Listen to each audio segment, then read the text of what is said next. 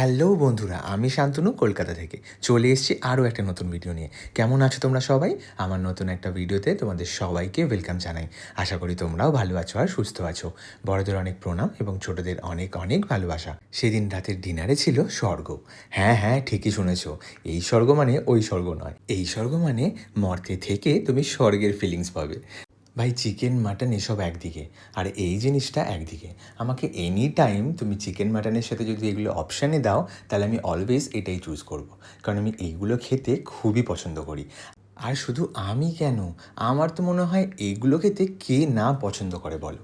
Chicken mutton যারা খায় তারা তো খায়, আর যারা ভেজ খাও তারা তো এগুলো সবসময় প্রেফার করবে।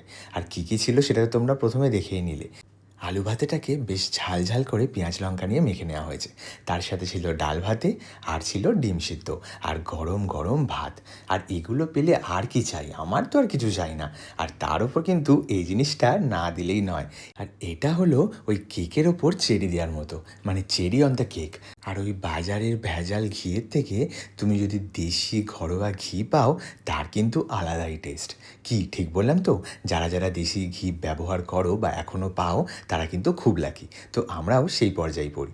দেখে কেমন লাগলো ভিডিওটা অবশ্যই কিন্তু জানিও। তোমাদের খেতে ইচ্ছা করবে, I am definitely sure. But সেটা কিন্তু কমেন্টে জানিও অবশ্যই। দেখা হচ্ছে নতুন কোনো ভিডিওতে। Keep smiling.